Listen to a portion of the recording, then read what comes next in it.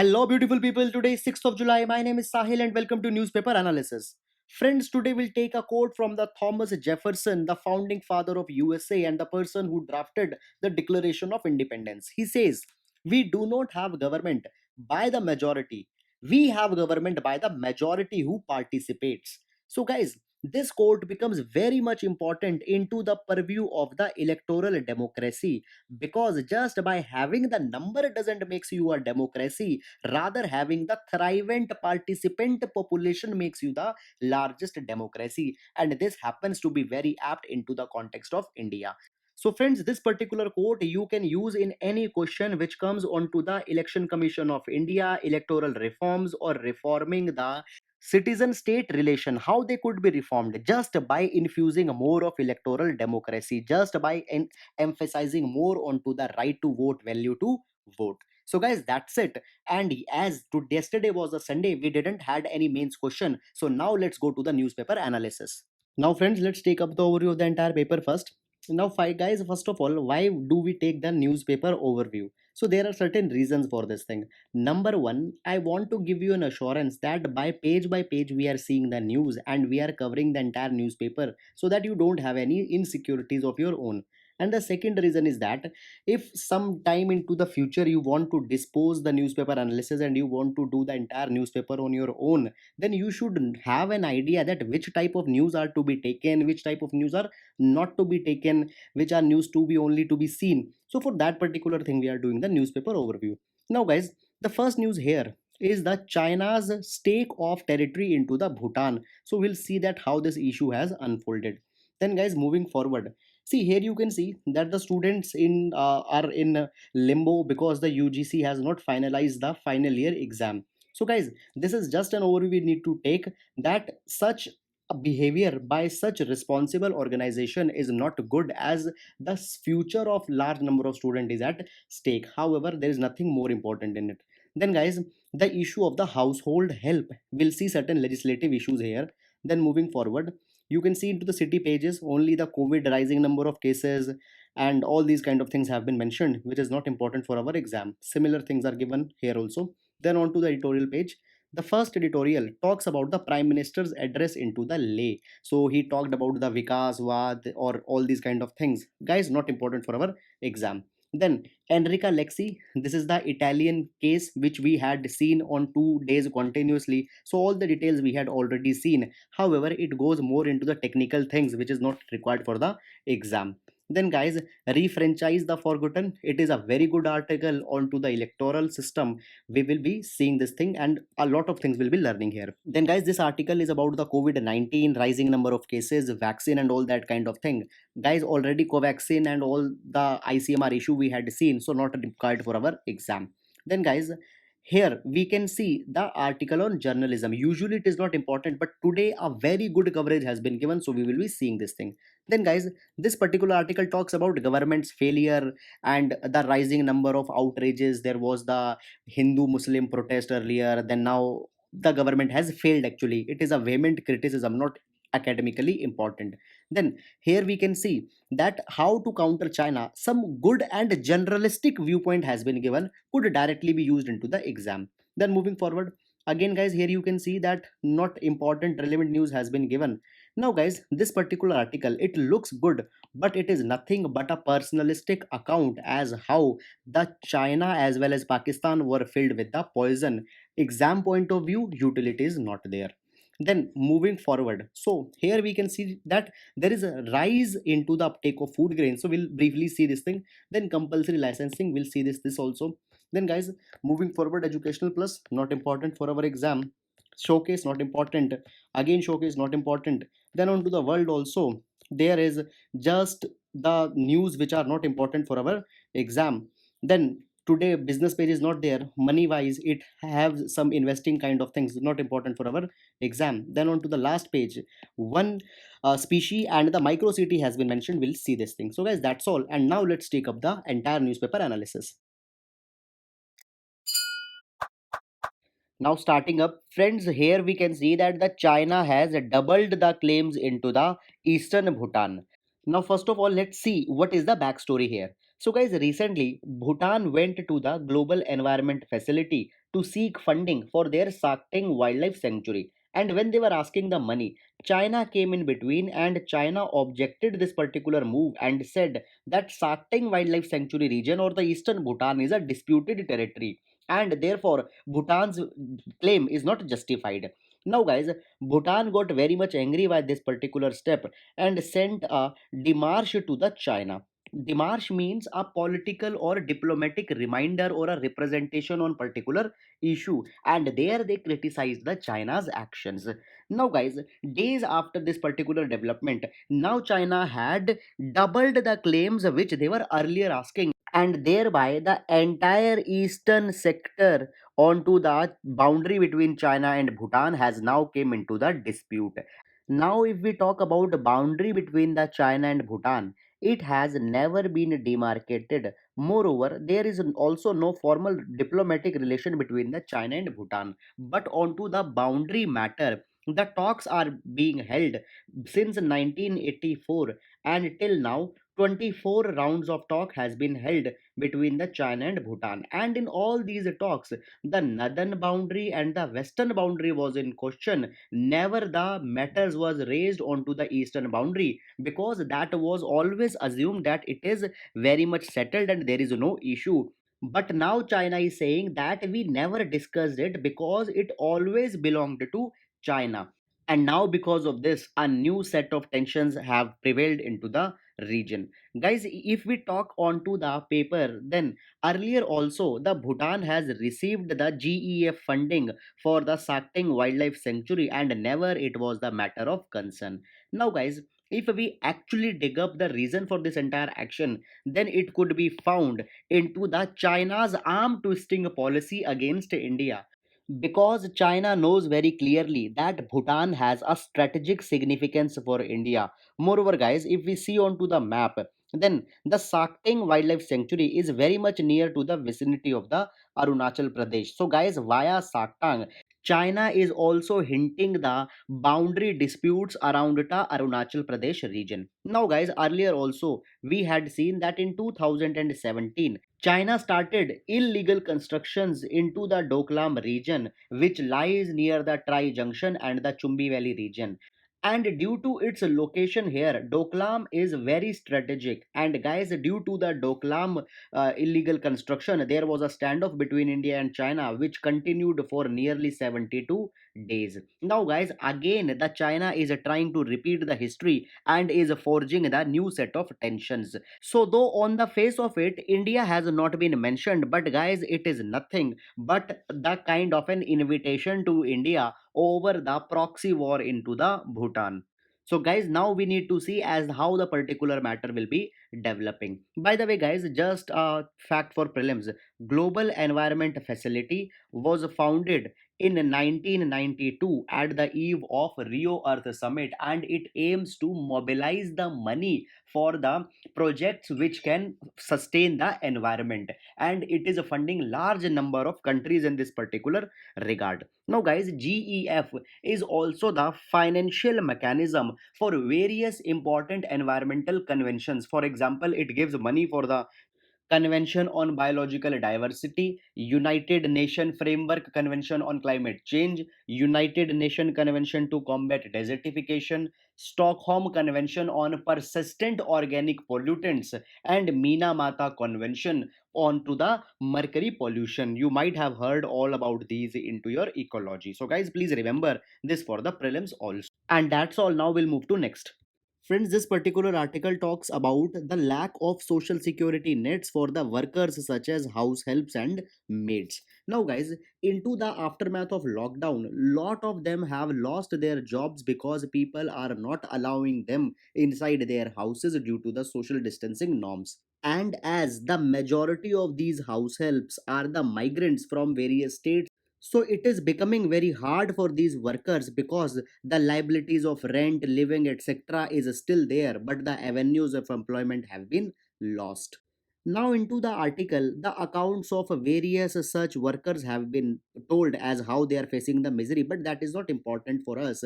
We will be coming on a fundamental issue. See, India is a welfareist state, and providing justice to the vulnerable section is clearly written as a part of the DPSP part number 4. And now, guys, as a part of this exercise, even the parliament has passed an act for such kind of workers, which is called as the Unorganized Workers Social Security Act. And it covers the home based workers, self employed workers, daily wage workers.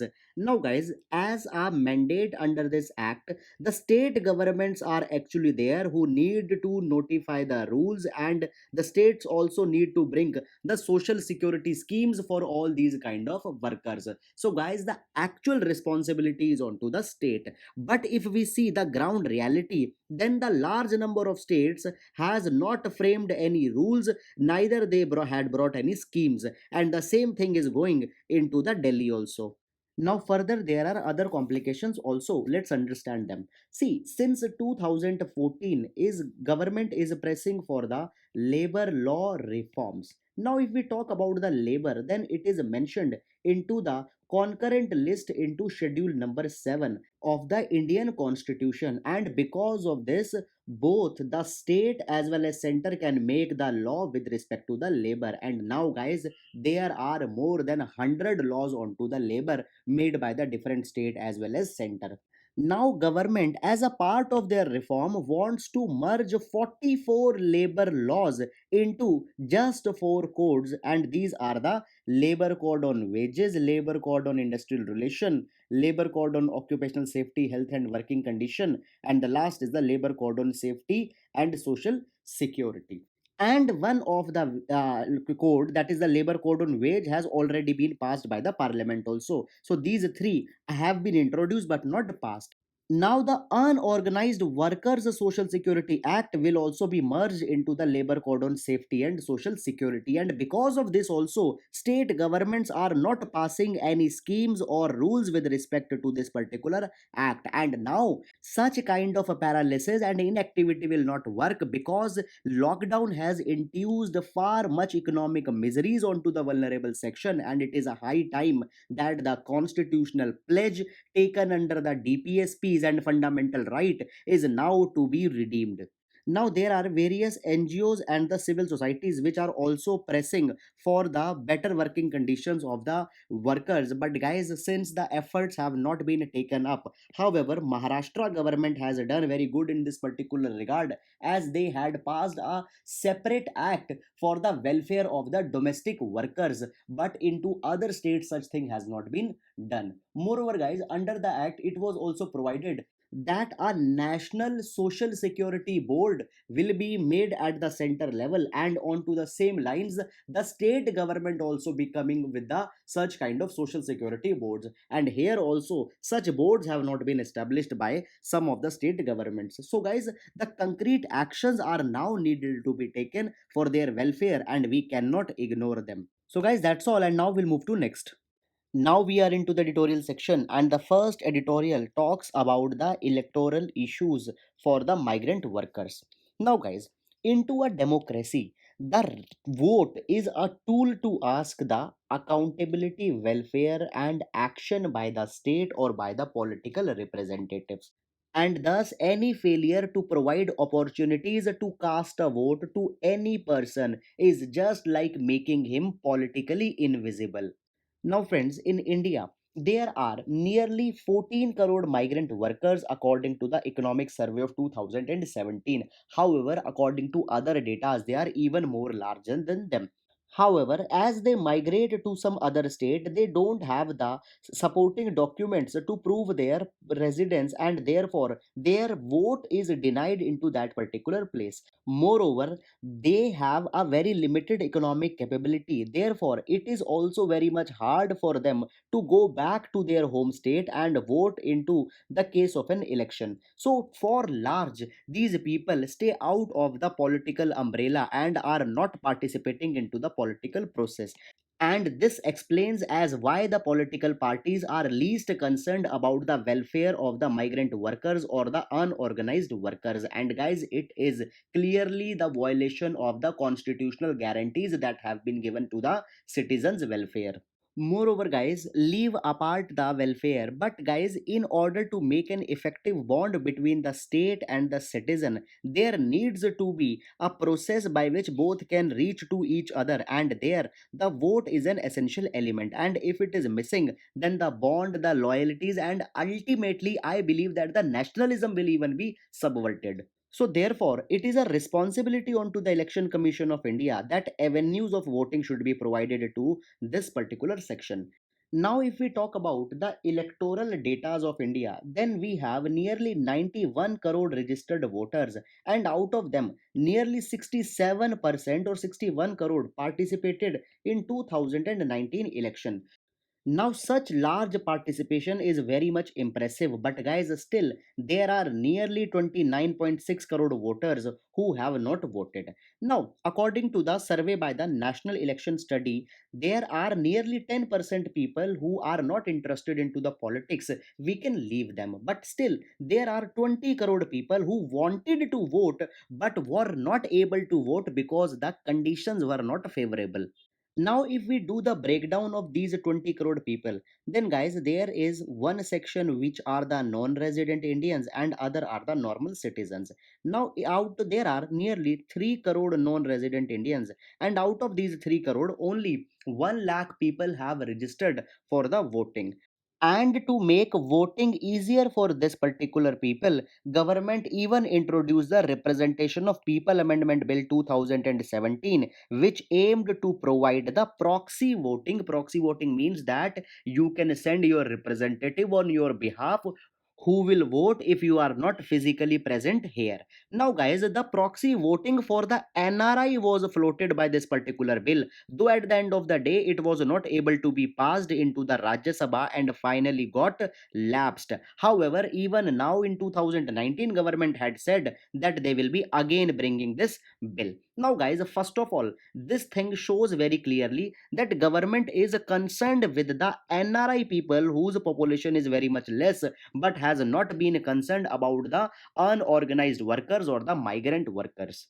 Therefore, reforms in this particular direction is very much needed. Now, guys, in order to see whether some solution could be provided them or not, we need to see the voting mechanism in India. So, in India, you can vote by three ways. Number one, by physically present at the polling booth, you can vote. We all know this thing. Second is that the service voters or the government employees who are posted away from their home, they can vote by the ETPBS system, that is electronically transmitted postal ballot system. You might have heard about the postal ballot. So it is the postal ballot only, but now it is also being admitted onto the electronic way. Moreover, guys, just a brief update. Just recently, the Election Commission of India has also said that the people who are 80 plus of age, they will also be allowed to cast their vote by the way of postal ballot. However, coming back, and the third way of voting is by the proxy. So guys, the people or the army personals who are into some classified information, they can appoint a representative and he can vote on their own behalf. So these are the three ways, but now the Election Commission of India is also exploring Aadhaar linked voter ID based solution by which the voters can cast their votes digitally from anywhere into the country. So guys, this could be a much reliever into this particular direction, but there are two problems in this regard also. Number one, it will take a lot of time to be actually implemented onto the ground, and secondly, during the implementation, government needs to be very much apprehensive with respect to the exclusion error, because it is a classical problem in India. You take the example of the PDS. Even today there are ghost beneficiaries who have included by mistake, and still there are genuine people who need help but they have been excluded. So this thing should not be there. Now guys, for the present time, what could be done, that is the exploration of the potential of the network of district collectorates. So a migrant worker into the city in which he is working can visit the city's district collectorate office, and onto the basis of the address that is written onto his voter ID, he can vote for his home constituency. and from here the vote could be transmitted to the proper channel. And guys, the transmission is also not that much difficult, because we had seen that into the banking channel every day millions of transactions are being settled. So guys, the transmission of votes could also be explored if properly technology's help is taken. And aside of this, one more option can be explored, that is the concept of one nation one voter card, onto the lines of one nation one ration card, where a migrant is allowed to make his ration card portable and can access the PDS food from the fair price shops into the city or the region where he is living. So guys, under the one nation one voter card, we should allow the migrant workers that they can also opt the voter ID card portability into the city where they are living, and can vote for that particular constituency only. So guys, here the political will is needed to make India much more politically inclusive, because it is being lacking now, and we had often seen that there is the disregard of the vulnerable section. They have large numbers, but because their political clout is not that much, they are often the ignored citizenry of our country. So that's all about this particular issue. It was an excellent article, and guys, there could be a direct question on this line also. So that's all, and now we'll move to next. Friends, usually this particular article on Mondays is not important for our UPSC exam, as it talks about the technicalities into the journalism. But guys, today some good content has been given here, which we can use as a ready-made answer for questions onto the media ethics GS4 or onto the responsible media. Now guys, first of all, please remember, use a line whenever you are writing any question on media, that media's responsibility is to show the news and not the views. But many a times such a distinction is forgotten, and for the sake of sensationalism and TRP obsessiveness, media forgets its ethics and forgets the crucial elements for which the free press has often been appreciated and lauded. So there are 10 traits of legacy journalism or ethical journalism which were spelt by the Bill Kovach and Tom Resentiel. You don't need to remember their name. So the elements are like: journalism's first obligation is to the truth, its first loyalty is to the citizens, its essence is a discipline of verification, its practitioners must maintain an independence from those they cover, it must serve as an independent monitor of power, it must provide a forum for public criticism and compromise, it must strive to keep the significant interesting and relevant. It must keep the news comprehensive and proportional. And the ninth is, its practitioners must be allowed to exercise their personal conscience, and citizens too have right and responsibility when it comes to the news. But the sad reality is that today's media is driven by the business model and onto the notion of the constant revenue streams, and therefore these elements are not only compromised, but they are twisted, they are turned and thrown into the dustbin. So guys, the strive to bring media back is the abidance of these principles noted down very clearly into your notebooks could be very important. So guys, that's all about this particular article, and now we'll move to next. Guys, this particular article talks about the need of economic reforms to counter the growing clout of China.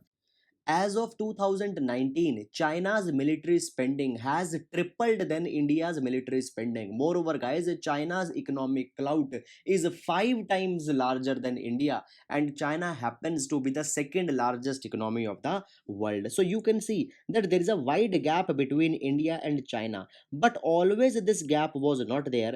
And in 1987, the nominal GDP of both the countries were almost equal. And guys, since 1987, the difference have emerged.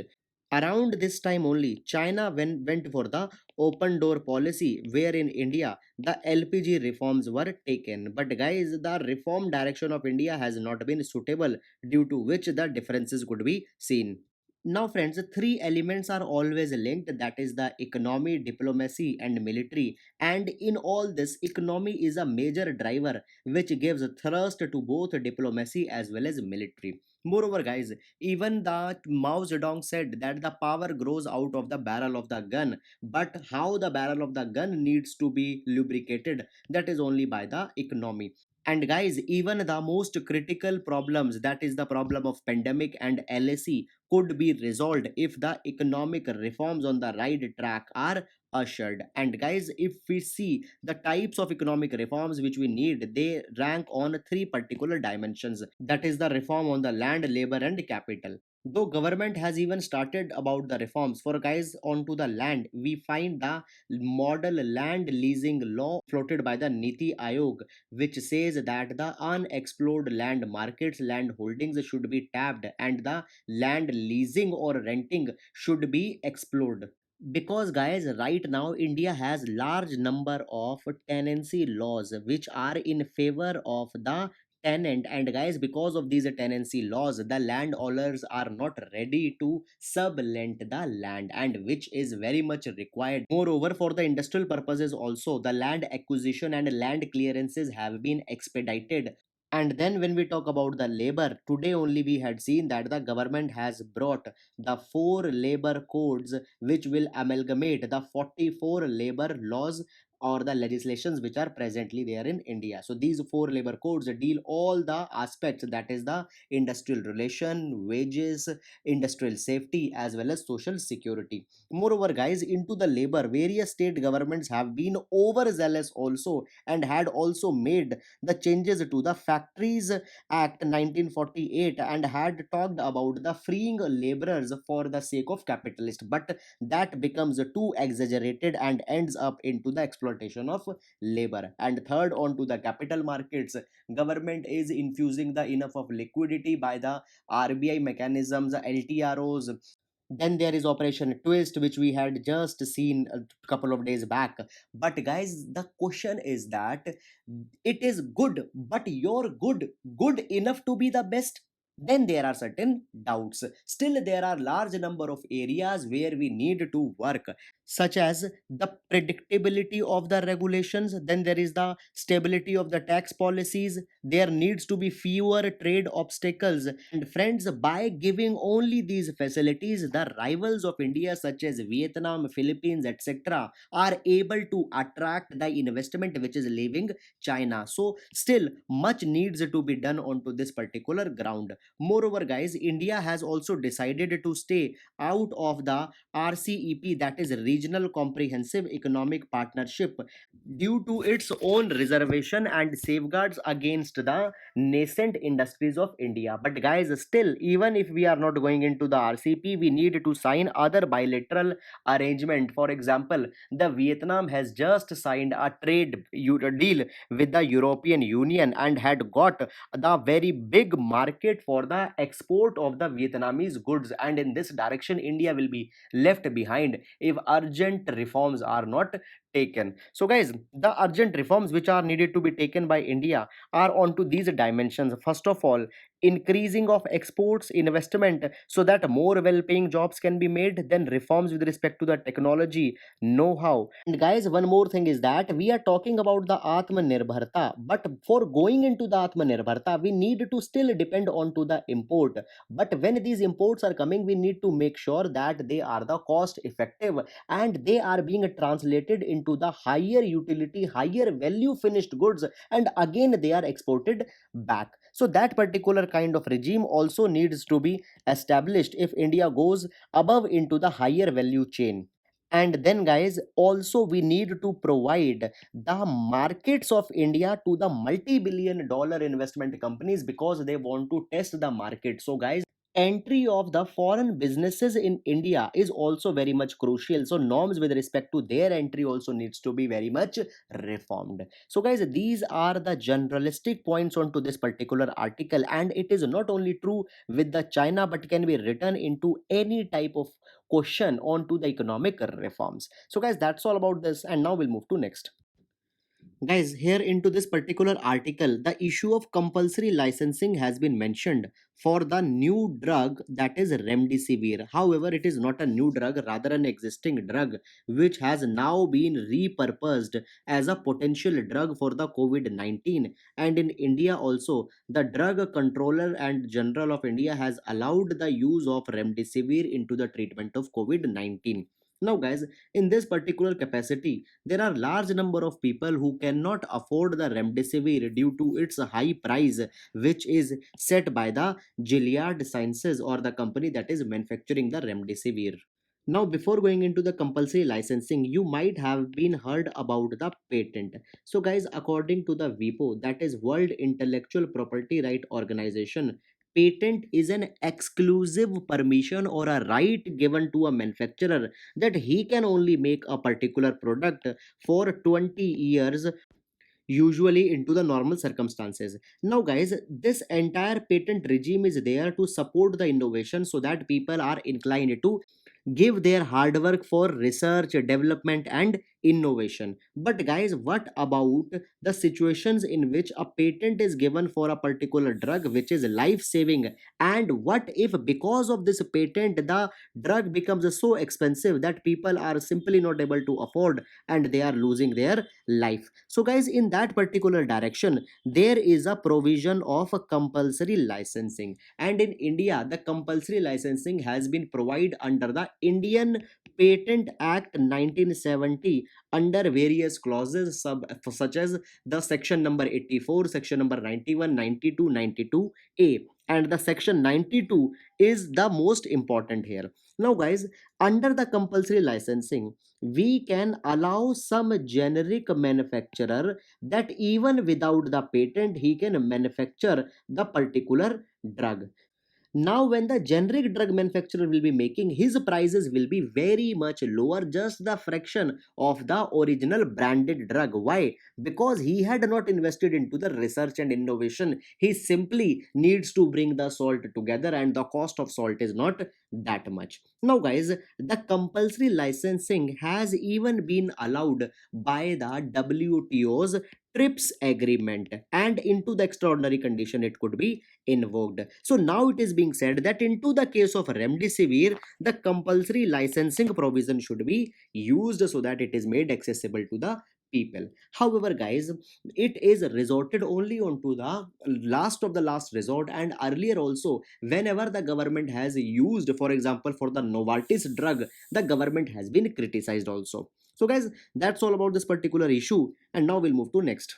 Now, friends, here we can see that the food grain offtake has been increased substantially, and as far as seven states had availed the 60% of total quantity of rice, even in only into the April to June month. So, guys, why such food uptake by the state is increasing? The reason is simply the additional food entitlement which government has given under the National Food Security Act, under the guise of Pradhan Mantri Garib Kalyan Ann Yojana. Guys, if you remember, we had discussed that 5 kg additional food grain and 1 kg chana is to be given. So, guys, that additional entitlement are now taken by the state from the center government, and due to this thing, large number of food grains have been taken. Moreover, there was one more scheme announced by the center where it was said that the people who are not under the National Food Security Act, or the people who don't have the priority ration cards, they can also take the food grains at the subsidized rate. So, for that, also the food is being provided. Moreover, for migrant laborers also, the provision of food grains up to 5 kg was made. So for that also the food was taken. So guys, see, we don't need to remember that how much kg or how much ton food has been taken by the different state governments. But guys, these are the reasons that why the food appropriation by state is at historical high in this particular year only. So that's it. Now we'll move to next. Friends, here briefly we will see the X-ray microcity technology. Now guys, before going into the news, there is a relation by which the caterpillars, they turn ant as their protectors. Now guys, the usual relation between the ant and the caterpillar is that ant eat the caterpillar, but over the years, the caterpillars have taken such adaptations that by them they are able to tame these ants, and they in fact turn the protectors of the caterpillars. And now, to understand this particular adaptation, the X-ray microcity technology is being used onto the caterpillars. Now, guys, this particular technology is nothing but the enhancement of the traditional CT scan technology, onto much micro and precise level. Moreover, X-ray microcity technology is able to create a 3D model of an organism which is being studied, and slice by slice all the dimension or all the parts could be studied. And guys, the major advantage is that onto the live animal or a live species all these operations can be performed. So guys, it preserves the specimens, no cuts and such kind of thing are required here. Now here, by using the X-ray microtomography or micro CT scan, it has been found that there are the dew patches or the nectar glands into the caterpillars, and now these organs produce the carbohydrate rich secretions or the sugary secretions, and these secretions are drank by the ants. And guys, by drinking them, ants are interested in taking the care of the caterpillars. Now friends, here the caterpillars of the lilac silver line or the hair streak butterfly has been used to study this particular relation. Now guys, lilac silver line is protected under the schedule number 2 of the Wildlife Protection Act. So guys, it is a protected species. Moreover, it is found in India into the region of Uttarakhand, Himachal Pradesh, as well as into the south part of the Karnataka, though occasionally it has also been found into the states such as Rajasthan as well as Assam. So guys, that's all about this particular thing, and now we'll move to the question section. Friends, please pause the video and choose the right option. So first question is with respect to the Raman scattering. Question number 2 is with respect to the equalization levy. So please consider the right code. Question number 3 is with respect to the logistic performance index. Please consider the right option. And question number 4 is with respect to the social indicators. Please identify the correct code.